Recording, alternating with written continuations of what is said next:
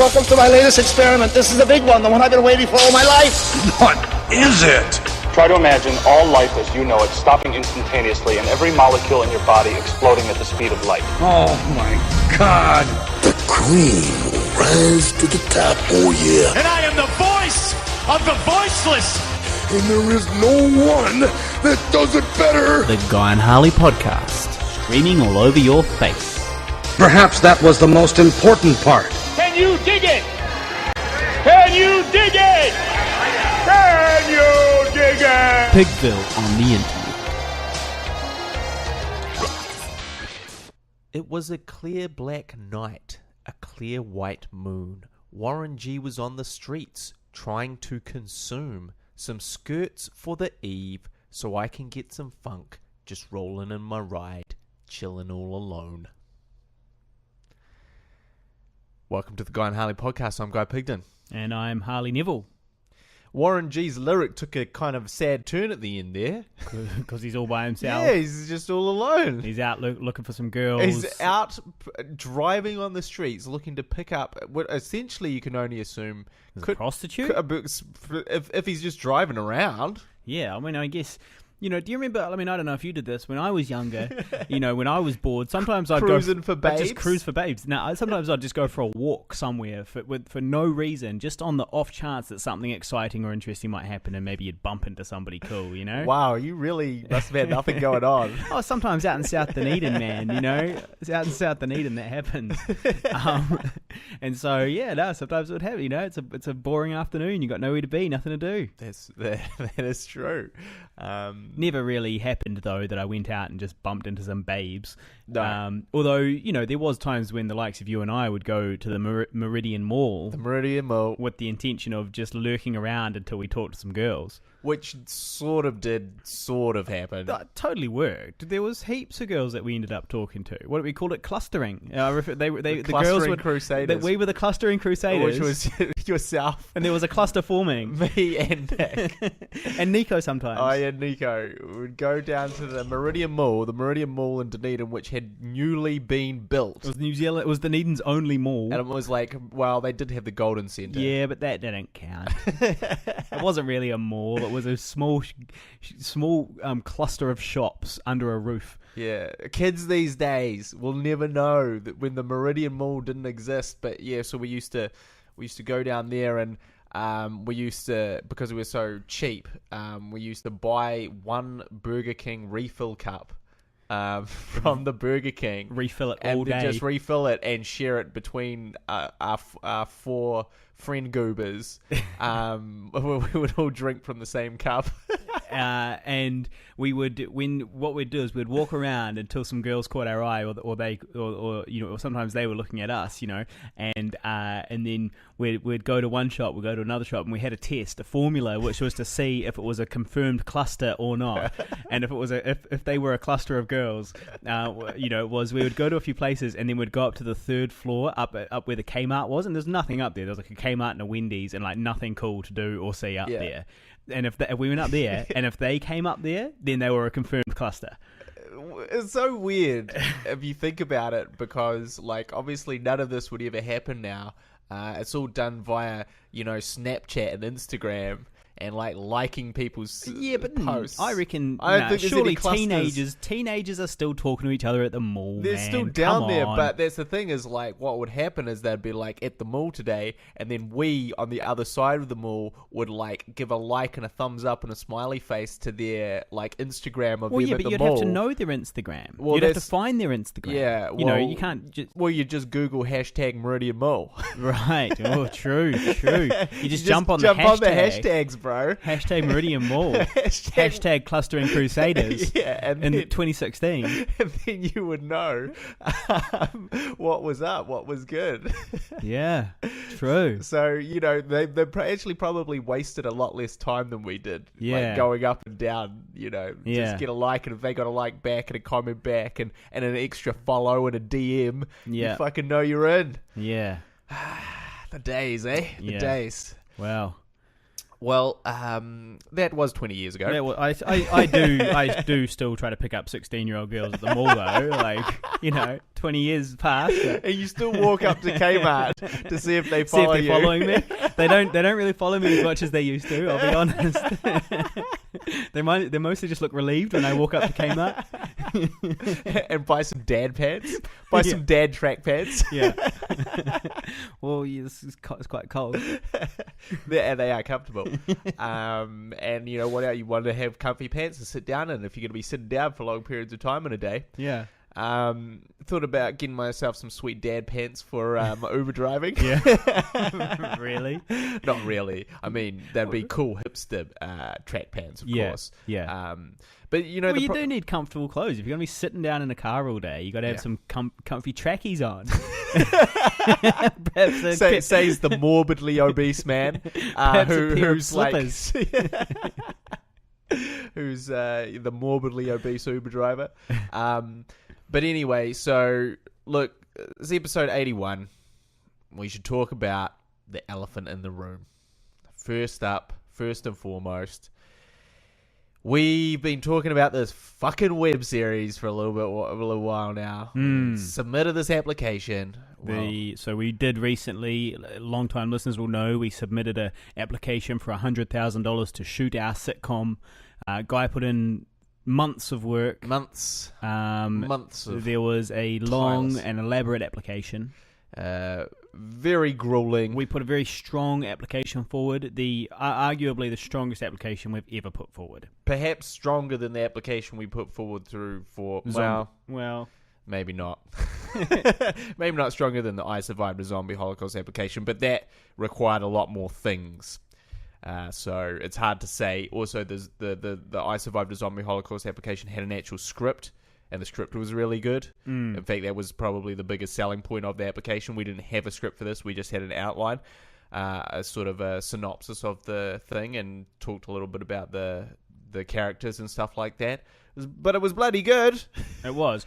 And also, bloody good synopsis. One thing that would be a lot stronger about this current NZ On Air web series application is that we as filmmakers are far stronger now than we were before Zombie Holocaust. Before Zombie Holocaust, your biggest credit was Revenge of the Turd on YouTube. Or a gay Lord of the Rings parody.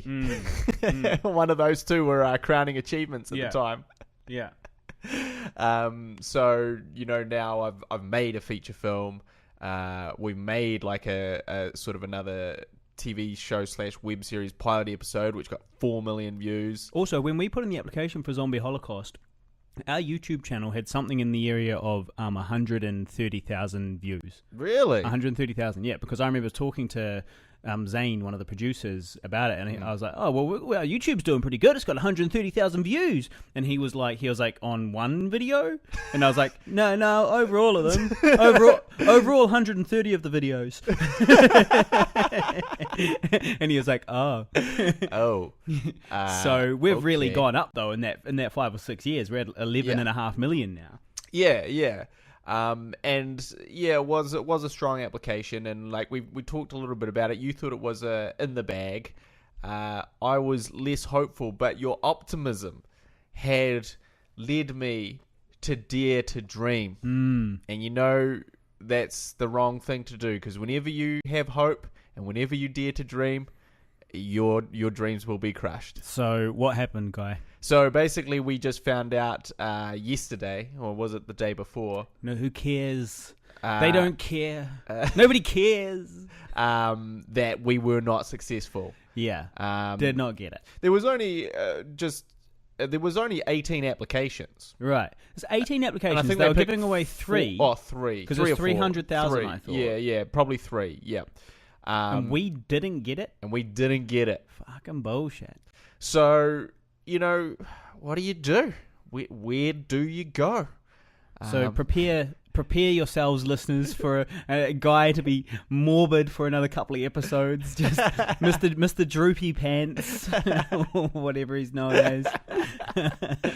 But as a disappointment, is this particularly a disappointment when, because there are a lot of things that you'll submit to and you go, well, that wasn't my best. That wasn't the best thing that I could do. It was a good thing that I could do. And the last time we submitted for a web series funding last year, which was a similar sort of scheme. And I thought I was actually more confident about that one. I was like, this one's in the bag because we've already done a pilot episode that's really popular online and they can see that it's funny and that it works and that we're good. But, that they didn't. They didn't for that one either. And I was like, oh, okay. But then, as it was explained, it was like, well, it's the Guy and Harley show. Who are Guy and Harley? There's a couple of white guys doing, flatting. It's not a very original concept, like, who gives a fuck? And I was kind of like, oh, well, I guess that's kind of true, like, in terms of, like, it is a funny show, but maybe just having a funny show is not enough. You gotta go deeper. You gotta scrape away the layers. But then, so that's what we did. We did that with this one. Yeah.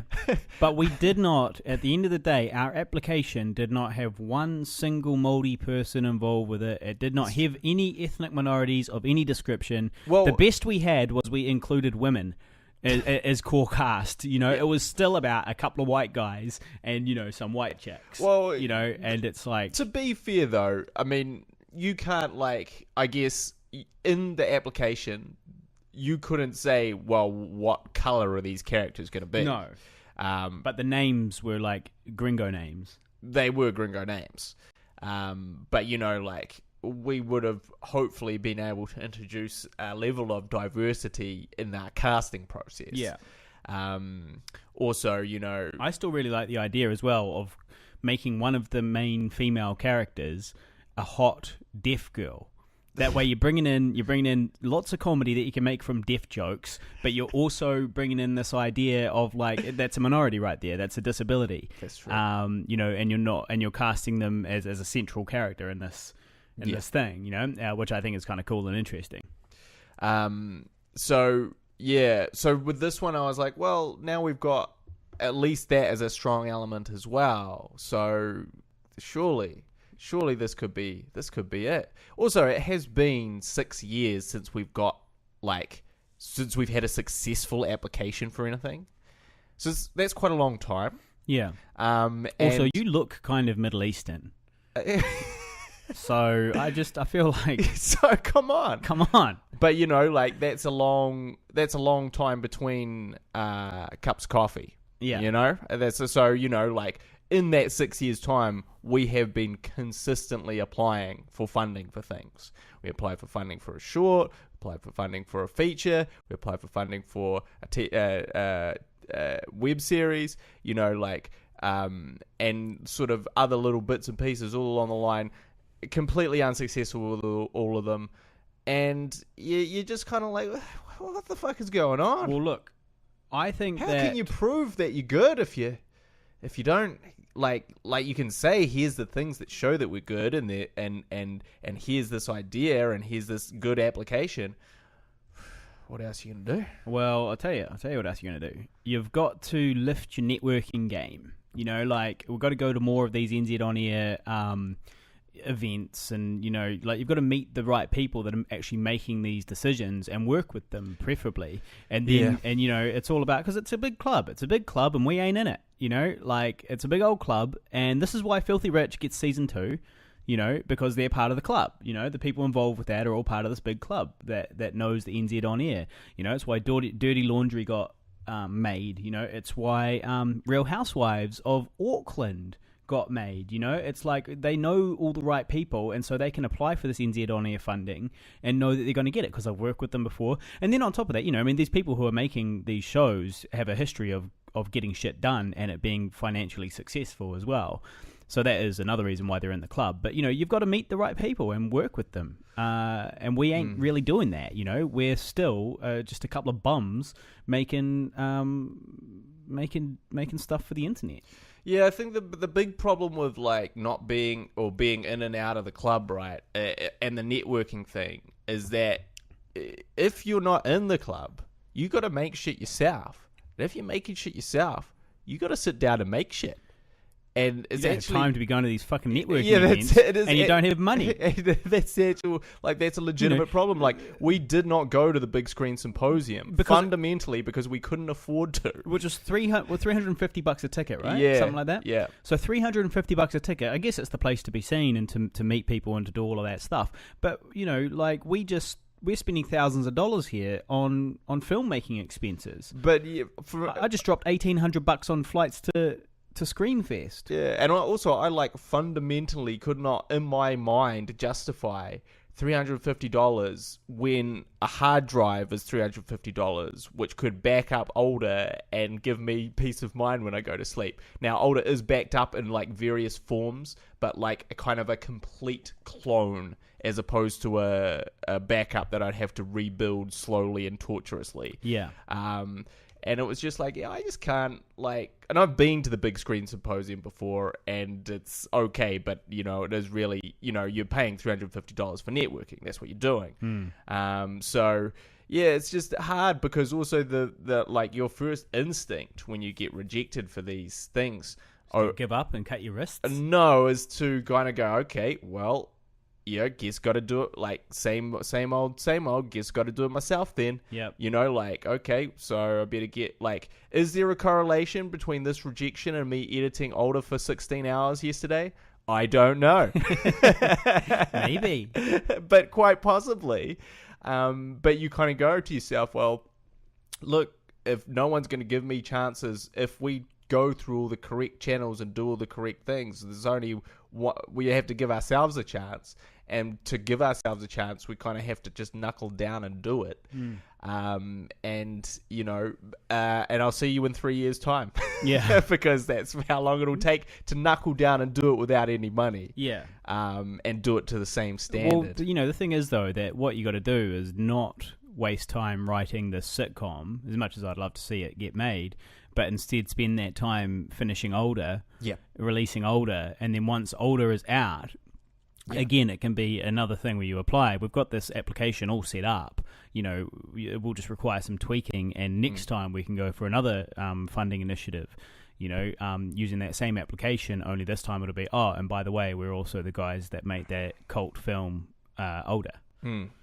With all the sex scenes in it that you love so much. Yeah. Well, that's the thing. I think you do just have to get busy living or get busy trying to make the next thing. Yeah.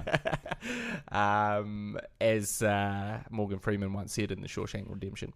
That's kind of like, I was like frustrated. I will be very interested to see what are the 3 ones that got it. Yeah. And I will be very furious if they don't have an amazing YouTube following like ours. Yeah. I do also... Yeah, sometimes I do wonder if, like, our reputation precedes us. Well, you mean your reputation with all your Twitter beefs with local New Zealand heavyweights? Well, more just like... Get off Twitter, guy. You're banned from Twitter. Well, more like, so the New Zealand Film Commission have kind of decided, okay, this guy, he's not one of the chosen ones. He's not one of the dudes that we kind of want to invest in. And then, that sort of trickles down to the television people, and they're like, yeah, so he's probably not one of the ones we want to invest in, right? He's not one of the guys. And because, you guys have decided that. You must have decided that for a good reason. So there you go. the end. But who knows? Luckily, I didn't get my hopes too high up. And I'm not standing atop a high building right now, ready to hurl myself off just yet.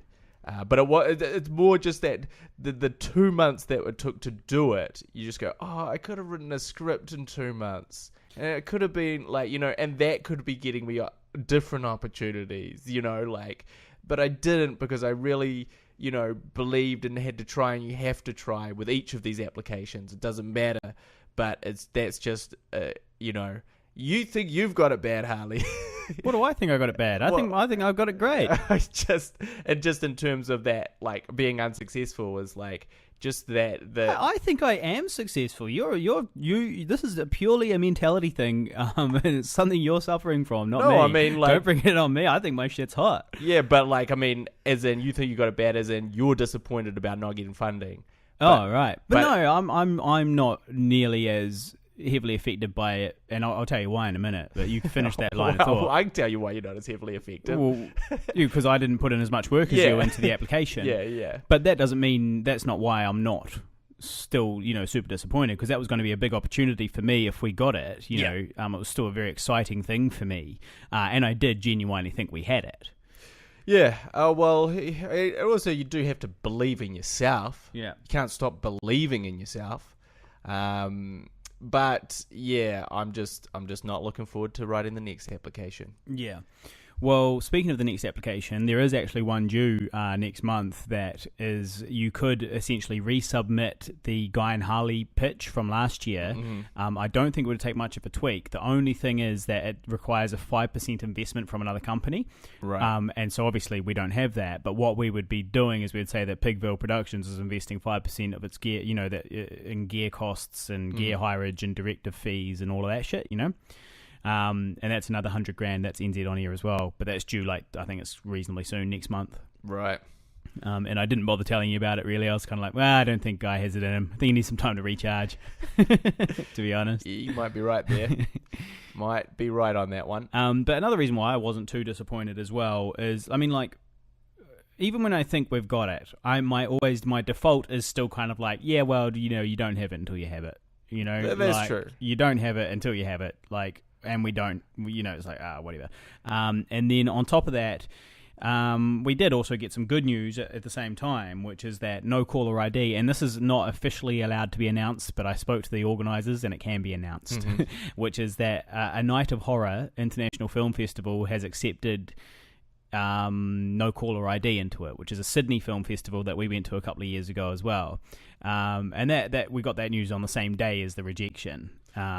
Yeah, or I did anyway. And so it's more good news, It's like, okay, well, hold up. That $200 film we shot is now accepted into Show Me Shorts, Screamfest in LA, and now A Night of Horror in Sydney, and still waiting to hear about other ones as well. Well, yeah, just to add to that, I just found out yesterday. I probably would cut it out, but we'll announce it anyway. They're not, the organisers of the festival are not listening. Yeah, fortunately. Yeah. They are not part of the hardcore Hundy. Yeah, the Hardy Hundy. Is that we've also been accepted into the Terra Molins Festival in Spain. Yeah. Which was the best festival that I went to in terms of like the fun and spectacle of it for the zombie film. I left my heart in Barcelona. Yeah, it was bloody good over there. They love their horror films, and they treat the filmmakers very respectfully. I'd love to go to that one, but yeah. I would too, but again, bit of a small fish. Yeah. With the shorts, no one cares about the shorts. They don't even have the events they have. They don't invite the people with the shorts. Oh, really? I think they invite them to one of them. Yeah, and all the other ones is kind of feature filmmakers. It's like, no, just for the real filmmakers. Yeah. Sorry. not for you people that can't call yourselves directors because you haven't made a feature. Not for the people that Ellen George, you're not in. You wouldn't get an invite. You wouldn't get invited to those Terra Molins events. So yeah, but that's also cool. So. Well, look, that's 4 festivals. When's good. When's that? When's Terra Molins? That I think is at the end of October. It might be the beginning of November. I'd have to double check that one. So in that case, to summarise, the world premiere of No Caller ID is on October 4th. We just found out we didn't win any awards. Don't worry about that. But don't worry about that. That's fine. We can still get audience favourite. And the best way to get audience favourite is to pack out the opening night screening.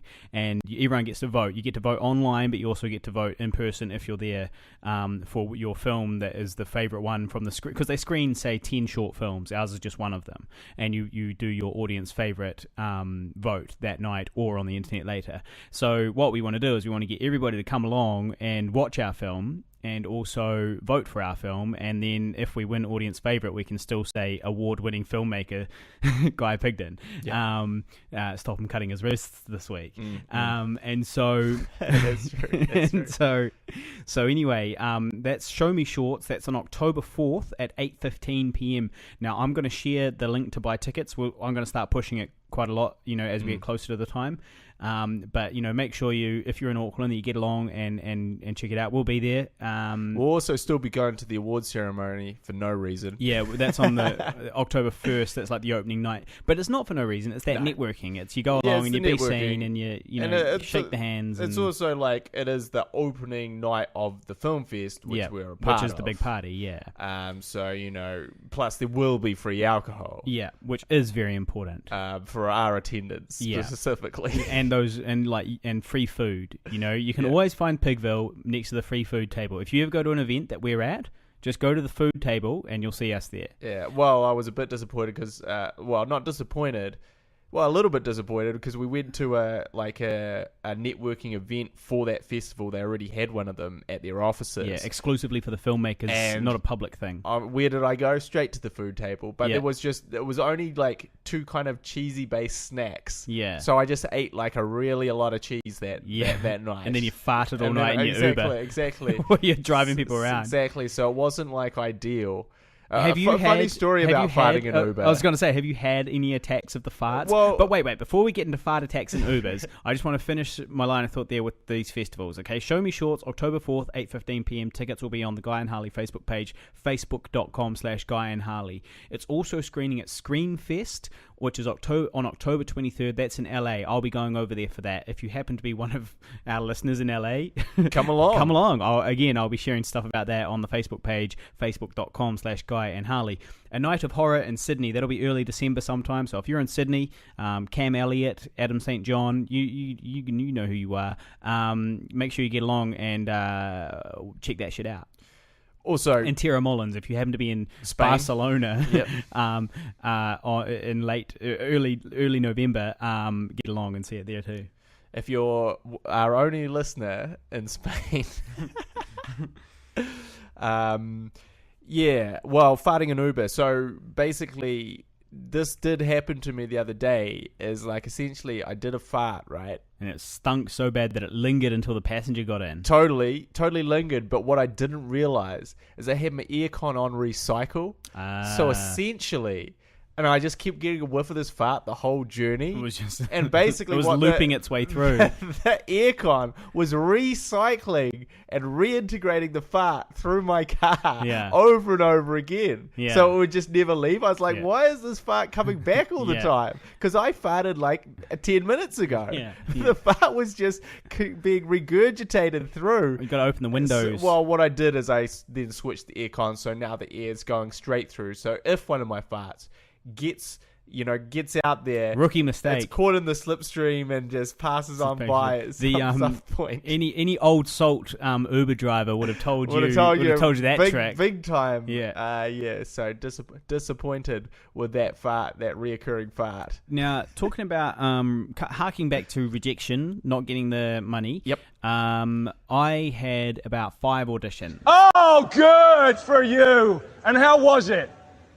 I hope it was fucking good because it's useless now, isn't it? Fuck's sake, man, you're amateur.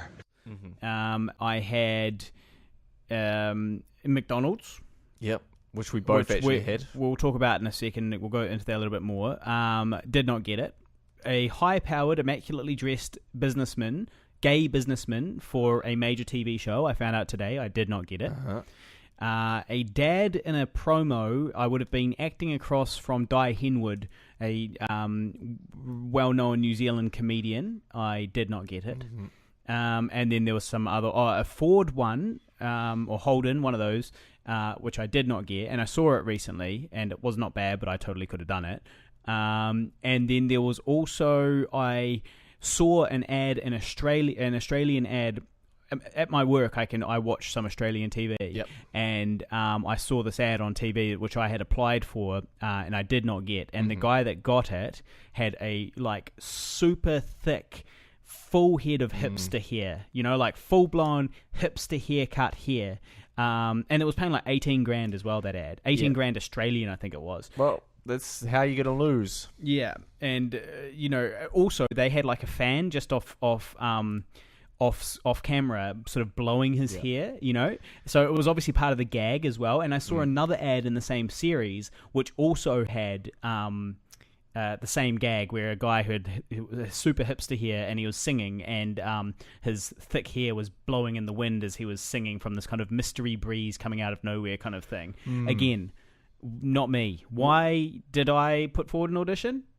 Well, that's the thing, though, because we're living in this age where schlubby bald guys are very popular in ads, and the opposite, hipsters with kind of big hipster hair are also really popular. Yeah. And it's like one or the other. It does make me think if I had had my beard longer, it could have worked because I could have had my beard blowing in the wind, which is obviously because that was the director obviously decided this is a recurring gag we're gonna do throughout the series, that there's, as they sing, the wind blows through their hair for no reason. And if I had had a long beard that blew in the wind, the gag would still work. But I did not. Yeah. Well, we did have this McDonald's ad together. Yeah, so we could have been in an ad playing different roles together, just coincidentally as well, like purely by coincidence. Guy and I both auditioned for this McDonald's ad, and we both had callbacks. So we bumped into each other at the callbacks. We didn't know. Yeah, so callback is when you get down to like the sort of the finalists, I guess you'd say. And you get paid top 50, candidates. You get paid $50 for your recall. Still waiting for that $50. I'm not sure if I got mine yet. It does take a while. It does take a while. And so you get paid $50 just for coming in and auditioning again.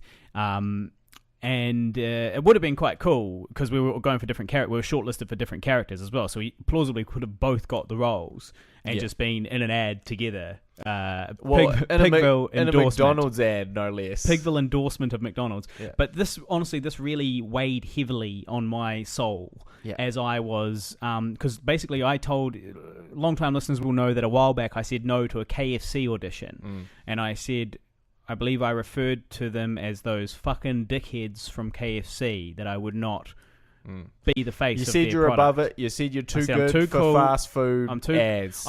You're morally above it. I'm morally above it, but I'm not above like fast food, like Burger Fuel. Great. Sign me up. Hell Pizza, sign me up. These are like, not ethical. Ethical, exactly. Ethical companies. Whereas like the likes of McDonald's, KFC, Burger King, Wendy's, all of those ones, fuck them all, and I don't want it. And I'm not having it. I'm not having it. I'm not having it. And so I said to my agent a while back, I said, don't put me forward for these things. And they were like, that's cool, Harley, we get it, and we'll stop putting you forward for these. We get it, you pretentious hipster asshole. We get it, okay? No, they were like, thank God somebody's taking a stand. The world is ending. We are facing the apocalypse, and thank God there's somebody out there with the balls to say no. They're like, thank God that I'm going to be earning even less because I can't take 10% off these ads. No, they were genuinely pretty supportive about it, my agent. And so anyway, what happened though was I went for an audition for a telecommunications company and I got put on hold, so I was in the top 2 and I didn't get it, but it was with this other casting company that I don't normally work with. So I don't really have a relationship with them. I don't really know them that well. I just have auditions every now and then. And so I got put on hold for this ad with them, and then I didn't get it. And then a little while later, this McDonald's ad came out, and my agent didn't put me forward as per my request. But then they said, oh, what about Harley? Because we liked him last time, so we want to see him for this one. And I was like, oh shit, well I better go to the audition, because that way, I don't piss off this casting agent, I don't piss off my agent, and I build that relationship with them, which means for the next ad they might ask to see me again. And so before I started, I was like, okay, ideal scenario, I do the audition, I get a call back, but I don't get the role. That way I get $50. Well, it worked so well for you, didn't it? I get $50. My agent is happy. I build that relationship with the casting agent and show them that I'm a good actor because I'm still on the short list. And I don't have to be the face of the apocalypse. Yeah. And so, yeah, dream result, really. But the main thing as well was I was like, man, I can't be doing this poetry stuff where I'm getting up there being like, hey guys, consumerism is bad and evil, and then and then they switch on the TV and I'm like, yum. Your cheesy mug. Yeah, I'm like, yum, the almighty Angus burger is delicious. That's pretty funny. Very hypocritical. If I did it, you mean? Yeah. Yeah. The funny thing about that ad too, it was a classic ad where basically you just had to react to, it was actually not bad, but like you I thought it was quite a funny ad. It was a funny ad, but you were basically just pulling funny facials to things. My character was different to your one though. I had lines that I had to do. Well, yeah, me too. But were you just the main guy? I think we were both we're just both auditioning for that main guy. But they also said, would you be interested in Carl from Accounts? And I was like, yeah, sure, whatever. But no, it was the same. So you're just treating yourself to a Mighty Angus or whatever it is. Yeah. Yeah. That's only one. That's not the only line. Yeah, but I think maybe I added in a few little bits and bobs as well. Flourishes. Yeah, while the other guy was like, other guys were saying shit, and I was kind of responding a little bit. All right. Well. I obviously I was just pulling funny facials to that stuff. Yeah. But it was a classic. Let's see your funny facials, kid. Audition. Yeah. And to be honest, your funny facials are funnier than my funny facials. So, I probably would have lost out there. Probably would have had to settle for Carl from Accounts. But I'm okay with that. Yeah. The other thing too was it paid shit. It was like $4,000, which is not that great for a commercial, particularly for such a distasteful product. I find it very tasty. Yeah. So there was that. I think just go back to the whole rejection thing again. Okay. Let's just dwell on Let's this. just dwell on it a little bit. It's not so much like, because I think what I get tired of, and I'll probably be tired when I was doing this, even if we'd got the money, is it's doing things with no money, and then like the kind of the tax on you for that, like the personal tax on you that you have to do, because like obviously if you don't have money, you have to earn money. So if you're earning money, well, then you've got another full-time job. So you've got 2 full-time jobs instead of 1 full-time job. And that kind of spirals off out of control into, the editing and the post-production and the producing and all that stuff. Because, you have to do all these things, but there's no money to do them. So you can't pay someone to do them. It just falls back on you to do. Which means it falls back on your time to take to figure out that thing that you couldn't pay the person for. Like, that's independent filmmaking in a nutshell, really. And I think that is what I sometimes get depressed about, because I've been editing older again. I've been on a whirlwind edit with older at the moment, and I'm getting through it super quickly. Why am I getting through it so quickly? Because I'm a single loser, right? Because my girlfriend left me, in part because I work too much on filmmaking. Guess what? I'm working a lot more on filmmaking. I'm a lot more productive right now. Yeah. I'm in a really good zone with and I was just thinking to myself, I was like, I probably, if I hadn't met my girlfriend, Older would be done by now. Older would be finished. Oh, I hope she's not listening. Well, I'm not necessarily saying that's better or worse. Just an observation. Just an observation. Is like Older would be finished, and like now that I don't have a girlfriend, Older will get finished a lot quicker. And it's kind of those things. It's like, well, what do you do? Because here's your dream. Here's what you love. You love filmmaking and all that stuff. And you go, but you don't get any funding to do it. So you have to do it yourself. So, here's this huge imposition on your time to make these things happen. But if you end up having some degree of a life, you don't do those things. But you gotta live. It's very tricky. It's a very tricky balance. But that's what I'm saying is like, really, to me, if anything that this has crystallized is like, to be a good independent filmmaker, at least in like kind of stops and starts, You just have to have nothing going on in your life. Yeah, or you need to be rich. Or you need to be rich. Absolutely. If you're just a rich guy. If you're just a rich guy and you're just working on that stuff and you can take heaps of time off, and no you problems. can pay for things like color grades and sound mixes and stuff like that when the time comes. Yeah, but like I guess it just became so much clearer because it's like, oh well, I'm working, these 4 days and then I've got Tuesday off. Well, what am I going to do on Tuesday? Just edit the whole fucking day. I don't have to like at some point go, hey, shall we go do something? Shall we go out? Shall we go catch a movie? Don't have to do that. Just sit down and like at 3 a.m. there's someone not going, turn the hard drive off, it's loud, I can hear it humming. There's no one telling me to do that. It's just me. I'm just doing it. So I just continue on for another 3 hours. Yeah. And I think that, that's the tricky part of it because also, we have also discussed that, to be like, as much as like that is good for your productivity, living is also good for your filmmaking. Like if you're just like this kind of nerd who is on the spectrum and has no life. Because who said you were on the spectrum? Who said you were on the autism spectrum? No, I'm just posing like on the spectrum. Like you're definitely on the spectrum because you're not living. You're not doing anything. Wait, what do you mean on the spectrum? You're just this filmmaking nerd machine who just makes... Do you mean the autism spectrum? Like on the spectrum of like... Yeah, of retardation, right? Primarily because you're just so obsessed down to this pinpoint of this one thing, that you can't like do anything else. Like that doesn't actually. You might be on the autism spectrum. Well, you might be on there, mate. I'm not on there. I think you might be on there. Well, I did have a theory that my dad could be on there. Right. Well, because of his like sort of the apple doesn't fall far from the tree, my friend. Stuff.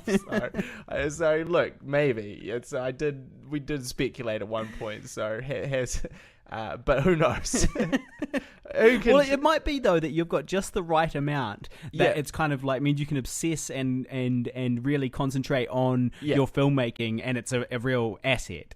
Yeah. Oh, look, and that's what they have to say. You have to be a little bit mad to be a filmmaker, and I do kind of agree with that. And like there are a lot of filmmakers who are quite difficult and annoying. Not saying I'm one of them, but they're good. But they're also very good, and everyone goes, yeah, he's a fucking prick, but that's fine because he's brilliant. But what he's doing is good. So you haven't graduated to that second part of it yet. Yeah, I know. So I just like he's a fucking prick. I'm not going to work with him, and let's stop giving him funding. And let's end these funding decisions because I hear he's a fucking prick.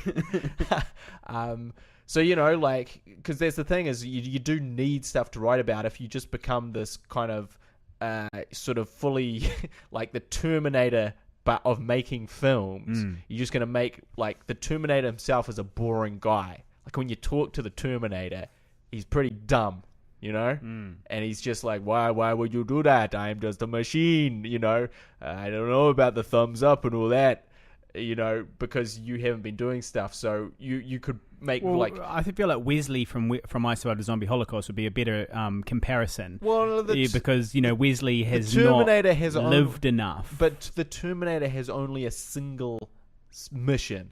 It's all he does. It's all he's focused on. Yeah, but Wesley is a weak filmmaker because he doesn't have the life experience. Yeah. So you've still got to get out and get that life experience in order to be a good filmmaker as well. Well, how much living do you do versus how much being stuck being in your productive? Yeah, exactly. Yeah.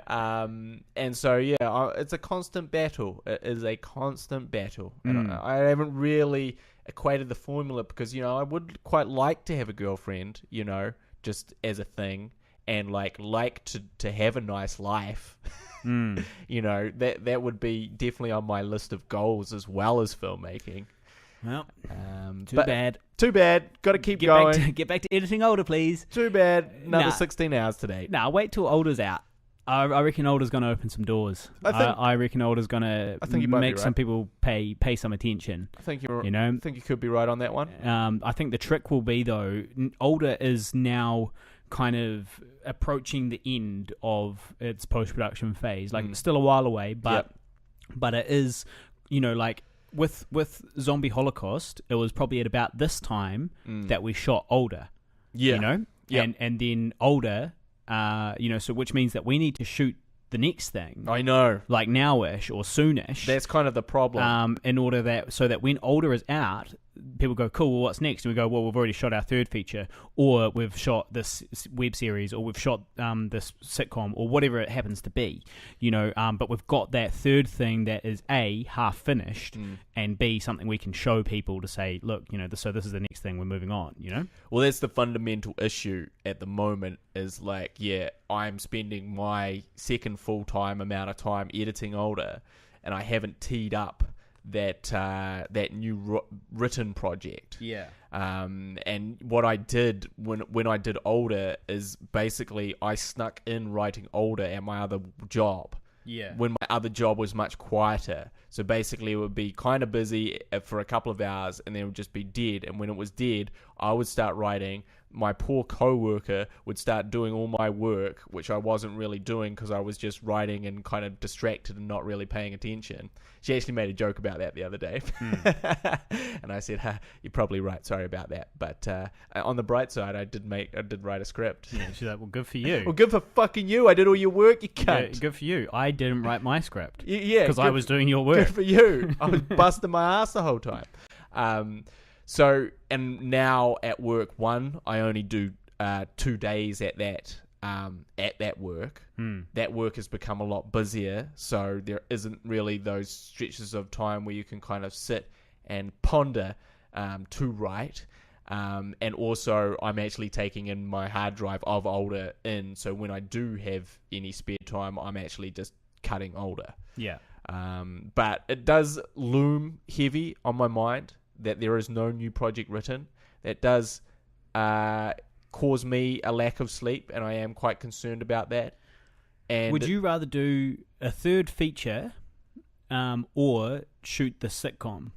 Do the sitcom next? That's a real tricky question. Because, like, on the one hand, feature, pretty important. It's important to have your third feature out if you're a feature filmmaker and film festivals and all that stuff, But on the other hand, it might be nice to show that you can do something different, which is this sort of episodic sort of format of 20-minute episodes. So it's like still a massive project. Yeah. Same, still a feature film length or if longer. anything, it's actually more writing for sure. That is a really tricky question. I kind of depending for me personally, it really depends on the film. If it's a film like Older that I have a minor supporting role in, I'm a little less enthusiastic because I want to get a performing credit out of all of this work and money being spent, which is why the sitcom's great for me as an individual because I've got a good role in it. Whereas if it's a third feature that I'm not really featured in heavily, it's just a lot of work and a lot of money and a lot of time for something that doesn't really progress my performing career. Well, 2 of the 3 films that I have in mind do have pretty big roles there for you. Yeah. So 2 of those, if one of those ones were made, I don't think that would be a beef that you'd have. Yeah. But well, so if one of them's a wrestling one. Yep. I've got a supporting role in that one, but you think it's quite a big supporting role? Oh, or is that the one, or is that the third? That's quite a big supporting role. Yeah. Playing a character who is disgustingly hairy. A wrestler who's disgustingly hairy and whose gimmick is that people chant, shave your back. But you can't steal that. That's from a real wrestler. You can totally steal that. Why can't you steal that? Well, because you're just blatantly lifting it from that, what's his name? Well, this is not that's what I'm saying. Through the history of time, that chant has come up several times. So there's George. Well, what was that guy who wore a mask, was really ugly, and he had a real super hairy back and super hairy shoulders? Like I said, there's a couple of them. So there was George the Animal Steel was the original hairy back guy. Yeah. Who essentially played this kind of freak show monster. Yeah. Where really all he was bald and hairy. Yeah. But he played a total freak show monster. He used to they're like, oh, he's crazy. He's chewing the turnbuckle. Yeah. And they're like, he's a mad monster. Yeah. Because he's hairy and bald. Yeah. I think that might be the one I'm talking about. Which is kind of George the Animal Steel. That's kind of the genesis for your character. Yeah. But also there was a more recent guy who started off his name was Prince Albert. That was his wrestling name, Prince Albert. And he was again bald and hairy, and they would start the shave your back chants, and he would play up to them more, where he would sort of like kind of shout at the crowd not to chant that and stuff, obviously inciting them to chant it more. But so that was the other guy that did that. But yeah, so there's that movie. And then there's their horror movie, the Macbeth. Oh yeah, contemporary Macbeth again, which I've got a good supporting role Banksy. in. Yeah. And then there's this other horror movie which neither of us would probably be in. Oh, fuck that one. Which is kind of like a slasher sort of style film, but it's told from the point of view of like some kids, like kind of Stranger Things-ish, not in terms of any aliens or anything, but in terms of like the main characters, like who are the main characters? They're kids of that age. Yeah. And it's more kind of about bullying and stuff like that, but it gets quite dark. You told me this one, Gets quite dark by the end of it. Bullying and crazy mothers. Surely I could play a teacher or something in there. Well, you could probably play a teacher in that, to be honest. So those are the kind of the three, and then we've got the TV series. And I have actually really, because now especially, like I was like, well, if we get the funding for the web series, there we go. There's the decision made. Yeah. That's what I'll be writing. Plus, if you get the funding for it, it's going to speed the whole process up so much that, you could almost, you could kind of do both. Like we could shoot this sitcom and know that it's going to be finished within a year or so, a reasonable amount of time, and then potentially do a third feature as well. Yeah. After the sitcom's been shot and is in post, you could start, writing or even perhaps even shooting this third feature. Yeah. But now that we didn't get that money, it's kind of like, wow, I really like making movies.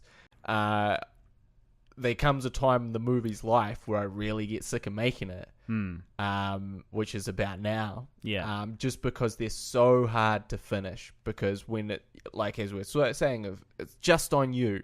So every little problem is just your problem. And so you just have 100 of these problems, and that's the kind of bit, and you just go, oh God, I have to still get this one shot of this person or this, or like, I like just an example of something we had to do. So my character looks out the window, okay? And in the script, it's like he looks out the window to the kind of the bustling cityscape of Auckland, and it's like, okay, well, on the day when we were filming that, we didn't have a bustling cityscape of Auckland, He would have looked out the window and would have seen another building, So there was no amazing view, and also it just so happened that we didn't have the right lens to kind of look through at night through a window successfully without seeing huge glares and reflection. And we also didn't really have time to kind of set up that shot and like cover up behind the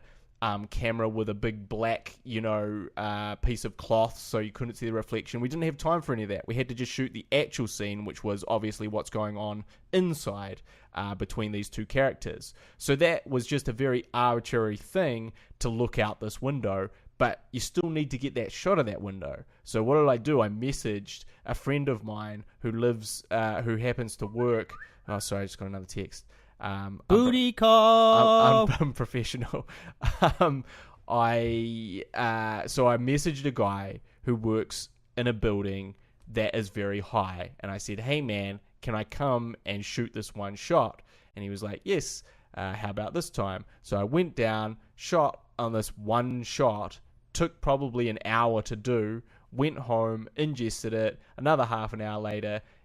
So, all that organizing and stuff for one single shot, and that's the kind of thing, that's the kind of wrap-up thing that you find happens all the time with these. Yeah, well, we've got some pickup shots that we're going to be doing soon that we've been trying to organize for, like more than a month now. Yep. Of this one quite small scene. Turn your phone on silence, you rookie, fucking amateur. Well, like people are going to be checking their phones because they'll be like, oh, I've got a text. Oh, it's Guy's text. I just want to make a legitimate point here. What? No one texts me. And now you got 3 texts. And I got 3 texts, and so that was alarming. So it's obviously important. So the reason it's my mum, Oh. just to show you where I'm at. But there's the thing is, like, when I got the first text, I was like, not to worry. I only get about 1 of those per day, so I won't be getting any more. Yeah. Then I got 2 more. I was like, this is holy shit. Dear, this is very important. What shoes do you want? Well, what did she say? Oh, she's in Auckland for a meeting, and she wants to catch up at the airport for a coffee. Do I want to do that? Not really. Got to drive to the airport for a fucking coffee. Sorry, Mum. You're going to have to say no. Thanks, but no thanks. Go spend some time with your mum, you bad man. She lives on the other side of the country. She's up in Auckland temporarily. Go to the airport and have a coffee with your mum. The problem is, if I go to the airport, I'll get stuck in traffic on the way back. Yeah. So I will probably have to say no to that one. Well, yeah, so we've been struggling to get these pickups done anyway of a very, very minor scene, and it just keeps on sort of dragging on because we've got to organise essentially only 3 people, Guy and 2 actors, but one of them's a bit difficult. Yeah. And so we're sort of consistently rescheduling in order to meet with her bending over backwards demands. Yeah. And it's a bit of a pain in the ass. And that's just another example of it all just dragging out over a very minor thing. Also, just throw in this other example for the aspiring filmmakers out there. So I'm editing at the moment, and there's just a little bit of a glitch, which means that sometimes when you bring in projects to Final Cut and they're not sequenced properly, so the frame rate sequence is not correct, essentially what will happen is it will bring in your video at a certain frame rate, 24 frames per second, and then it will bring in your audio at 25 frames per second. But you won't know this. You won't know this for a very long time. And so when your video and audio are at different frame rates, it means that they're not quite in sync. But obviously, we're talking about the difference of 1 frame. So it's incredibly subtle. So when you're working, or say editing that scene, you won't notice that it's going slightly out of sync until maybe the very end of the scene. You go, is his mouth just a little bit out of sync? Why won't that sync back up? Because they're both, say they're in sync. You sort of find this out and you go, oh, it's because I imported it wrong, and the entire sequence for many scenes is like this. And then what do? So you've got to go back through each of those scenes. You've got to re-upload the footage in the correct format, which takes some time. Then you've simply got to take each shot, look at that shot from the old sequence, look at the new shot that's been fixed, match them for an entire scene that you've just edited. I had to do that last night. Just little things, people. Just little things. Just little things that will slowly drive you insane. Basically. Now, poetry update. Okay. Tonight I am in the finals for a slam poetry competition. Don't have high hopes after last time's not getting in the top 5 in a slam poetry finals.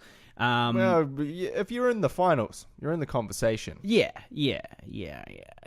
Well, this one, and it's the thing is, this one it's like at a cafe as well, so it's not like people there aren't like drinking some beers and ready to get amongst it. It's like it's at a cafe, so everyone's kind of like drinking coffee and fucking bored probably. Yeah. Although they do get a big crowd, like there's always a big crowd, so it's a big crowd. All of them stone cold sober. And I don't know, it just makes it a bit of a tough gig, I think. So I'm doing that tonight. I'll let you know how that goes. I can attest that you often need a lot of alcohol to get through these poetry events. Well, if I make the top 2, I go to the Nationals in Hamilton, so that'll be cool. And that'll be a delightful drive. Although I think actually the money raised tonight is actually spent on getting the finalists to Hamilton. So maybe they'll put me up in a hotel or something. Maybe they'll fly you there. Fly me to Hamilton? I don't think so. Put me on the bus, I think. Put me on the bus and put me up in a budget inn. Yeah. I don't think they'll be flying me to Hamilton. Yeah. But yeah, so anyway, that's tonight. I also had... Hang on. So last time I won my heat in a slam poetry competition, right? So I didn't. That's how I got to the finals. Was I won my heat, and I forgot to mention that the MC, right? I've got this line in my poem that goes, and I actually wrote this specifically as a bad analogy thing, and then I ended up liking it and using it. And it goes, it's like, I realize I'm just another STI, a secluded, torn individual eking out a living in the underpants of Auckland, and it's kind of this sort of a joke, like it's a bit of a deliberately STD joke. Yeah, and so metaphor. Is it a metaphor or what's the other one? Well, if it's I'm comparing myself to an STI living in the underpants of Auckland. So Metaphor. Is it an analogy or a metaphor? I don't know. I don't even really know what a verb is.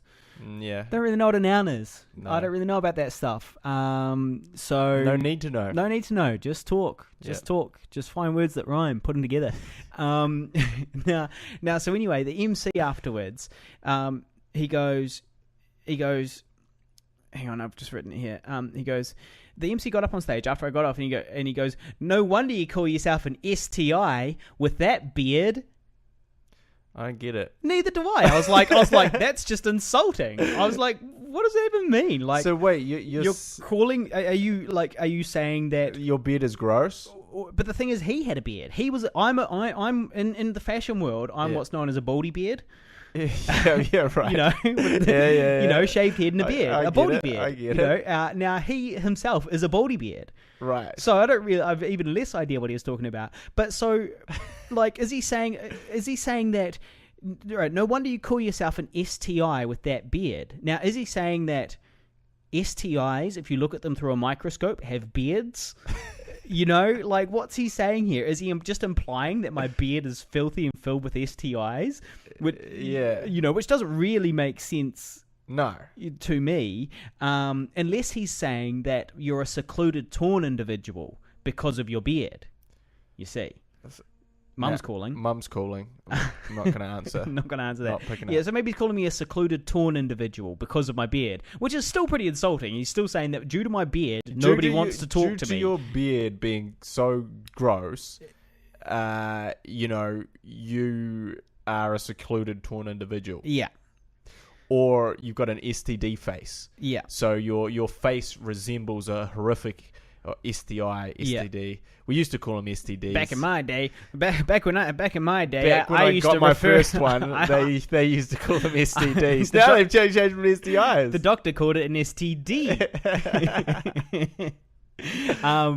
Yeah, and then last night I performed poetry, full house, and I actually, the feature poet was this guy Mohammed, who is, his poem's really, really good, and he's going to America for like some sort of competition.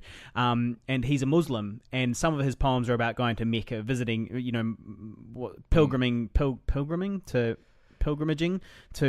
Mecca and stuff like that. And so I did my poem Gravity, which is all about how religion's a load of balls. And I was on before him. Yeah. And I didn't do this on purpose, but I was like, well, I kind of want to do this Gravity poem about religion tonight at this competition, so therefore I need to do it last night to practice. So why not fuck this guy in the ass?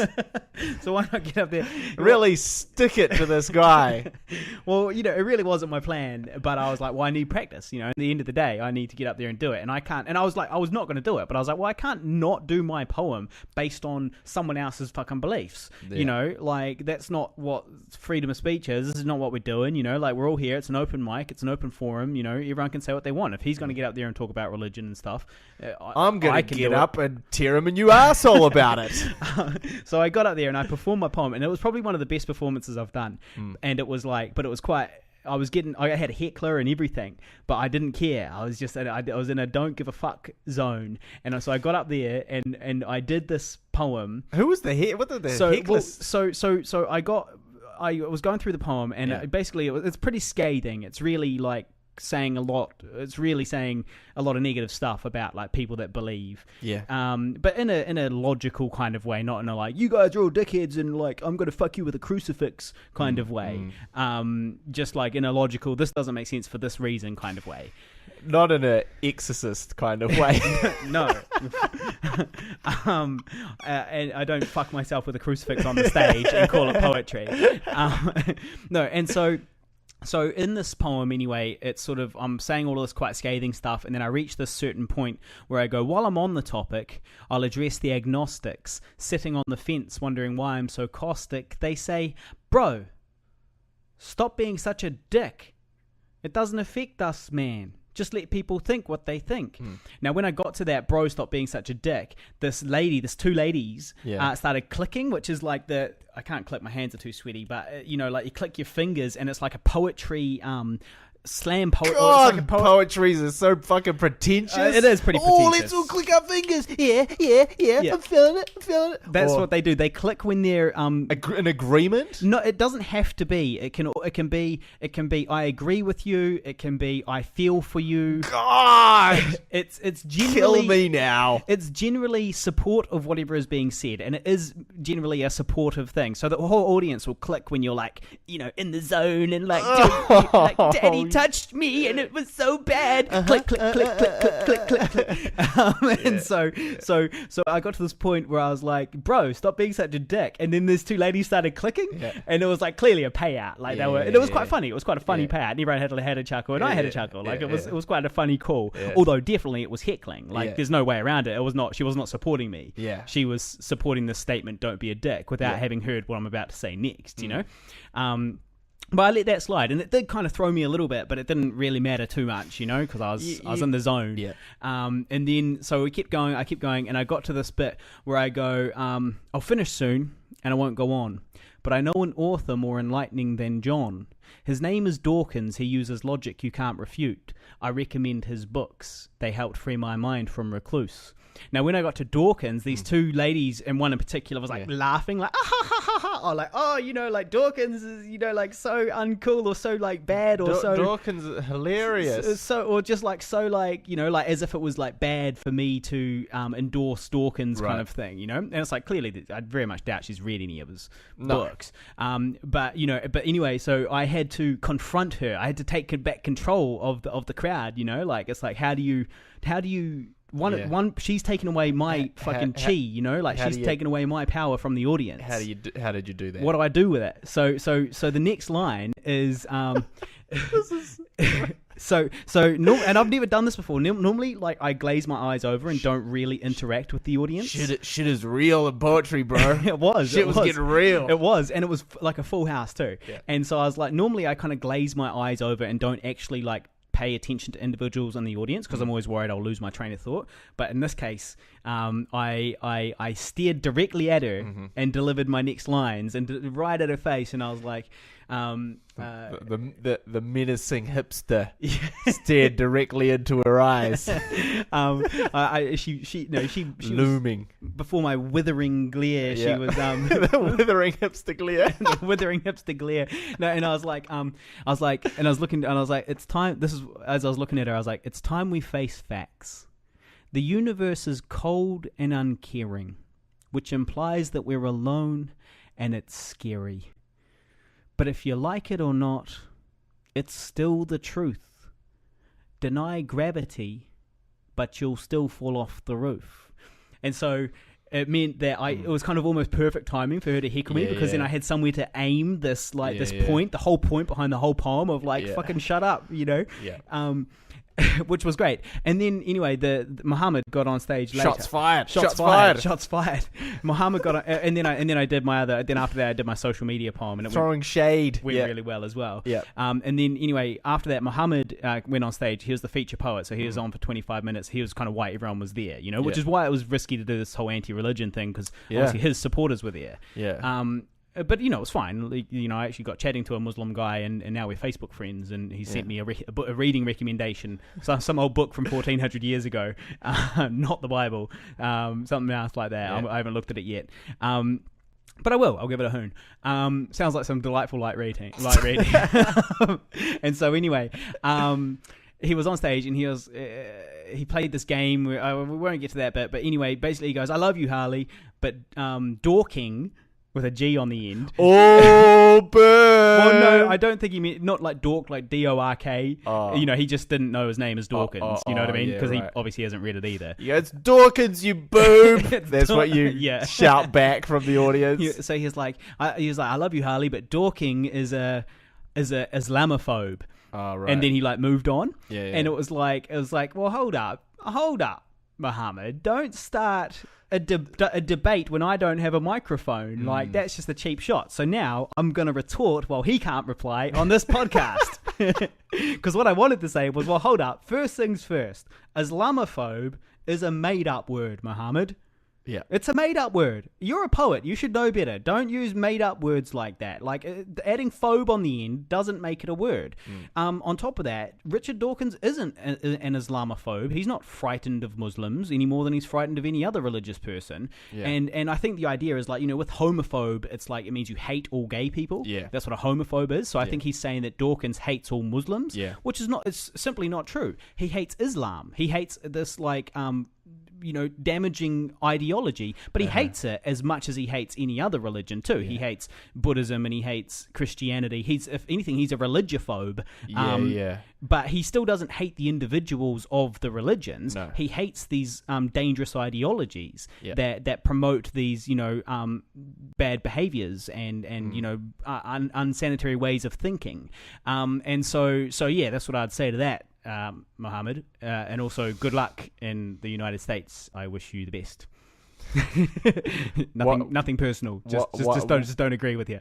Why is he going to? He's won. So he won the National Poetry Slam last year. So he's New Zealand's national representative. So he is really good. His poetry is very good, and he is going to America to compete in a slam poetry event over there, and I'd say he'll do really well, to be honest. So after I win this event tonight, and then go to the Nationals, then win that in Hamilton, I'll be going to the States. You'll be that guy to compete. Now, I'll be really honest, I just don't see that happening. Well, there's still plenty of time. Yeah. In a young poet's life. Yeah, exactly. I'm only 33. But that's like 23 in poetry years. Well, it's true. You can continue. I mean, last night, the poet that was before me must have been honestly 80. Right. He was probably 80. Yeah. So, I've got plenty of time. Now, we better talk about this party, because this podcast is nearing an end and we haven't mentioned it at all. Yeah. Now, we had the 100th episode. Chris and Sam from the Chris and Sam podcast, which you should go check out, had their 100th episode recently, and they had a party, but they're homeless people, and so they don't have a home to have their party in, and so they had their party at my house, and it was good. It was good fun, good turnout. Everyone was nice. Everyone got along. Had some lovely chats. Everyone seemed to be doing some networking, some potential future collaborations. So I think all in all, a resounding success. Now, we did record a bit of the podcast there. Now, I was thinking about this.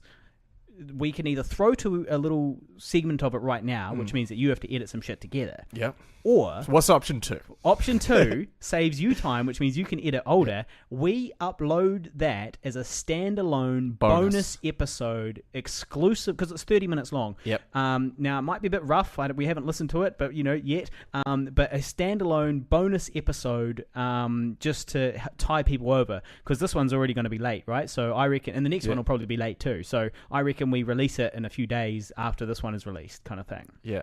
What are your thoughts? Great idea. We'll do that because going through that, editing that will be taking out the bullshit. It will, which is probably most of it. Was a lot of it. Will be quite a task. So there you go. So hardcore listeners can do that. We'll call it episode 81B, the bonus episode, or maybe we'll just call it episode 82, the bonus episode. I don't know. And we'll put that up as well. Cameos from many people. Also, Jeremy Housen. Who thank you, Jeremy, once again. We do have to say, Jeremy Howson came up from Christchurch, and just out of Christchurch, actually, exclusively to come to this Chris and Sam podcast 100th episode celebration at my place. That's dedication, man.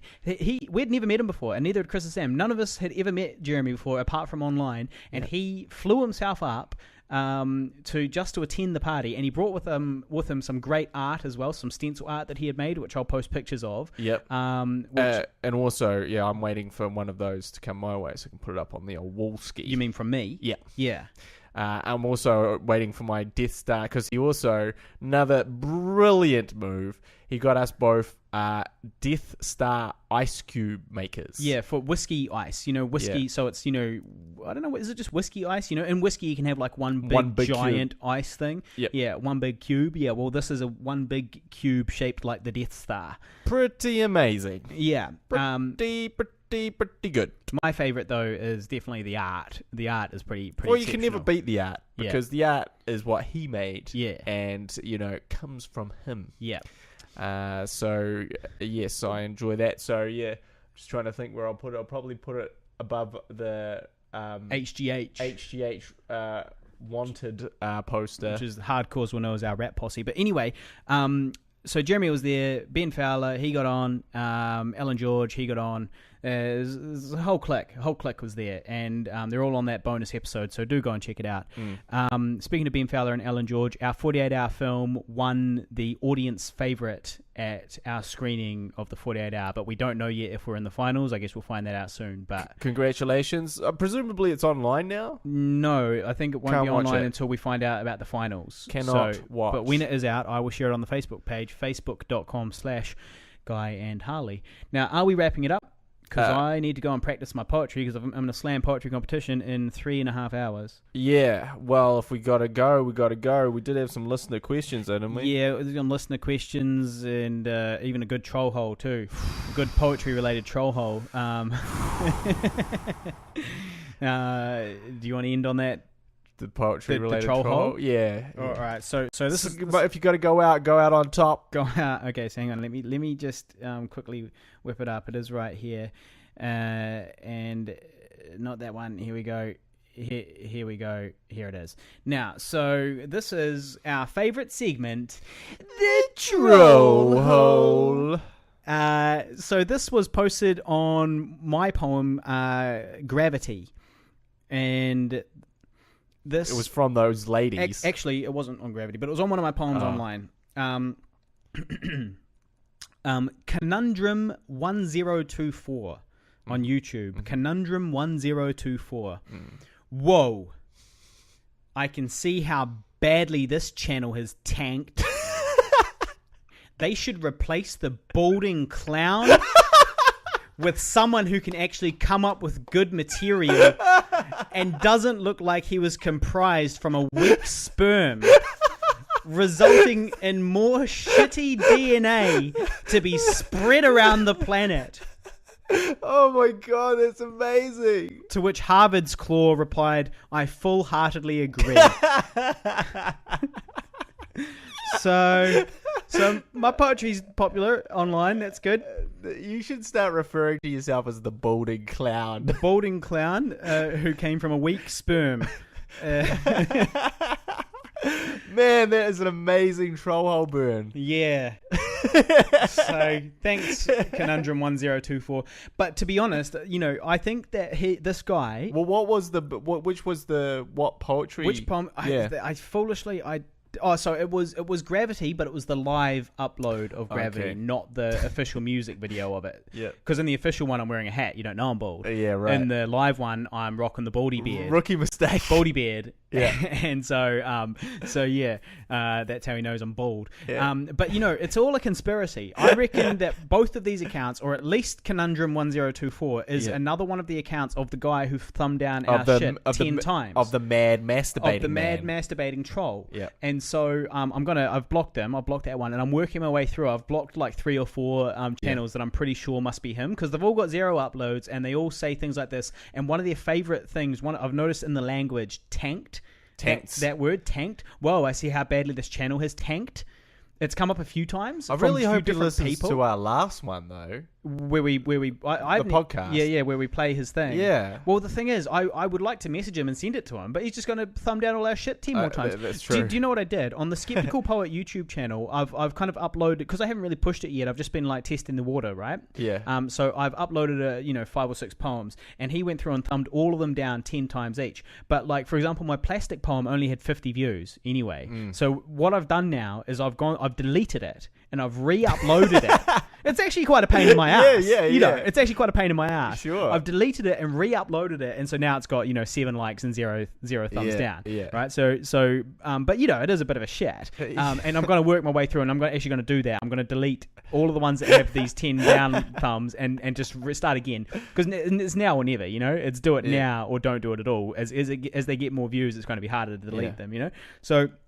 If you guys want to help us in our battle against the trolls, please go to YouTube, search Pigville, you'll see our channel there, and just hit thumbs up on some shit, hit subscribe, and just generally watch some stuff. And let's not forget iTunes. The Hardy Hundy now must unite to write a couple of reviews and give us some 5 stars, because that's really helpful. Yeah, it is. It really is. So please go and do that. Now, we are going to go. Wish me luck for my poetry performance tonight. You will all hear about it next week. Also, we will address some listener questions, because we did talk about movies. Yeah. Top 5s. Well, yeah. And we have a couple of top 5s. From episode 5, Guy listened to episode 5 of the podcast a little while ago, and we did a top 5 something. Top 5 horror films. Top 5 horror films. And Guy said to the listeners, give us, if you want to give us another, suggestion for top 5 lists of things, get at us in the comments. And we did get one, Scott Turnbull. Now, Scott Turnbull, we won't answer it today, but we'll just set up the question for next week. Cliffhanger. Scott Turnbull said, suggested for top 5 independent films that made an impact. So top 5 independent films that made an impact. And we are the indie guys, so we should really know some good ones. Yeah. So tune in next week for that. We better go. Yep. Thank you very much for listening. Find us on YouTube, find us on Patreon, find us on Facebook, and we'll see you next week. See you later. You've been listening to the Guy and Harley podcast, proudly brought to you by Pigville Productions. Laugh it up, fuzzball.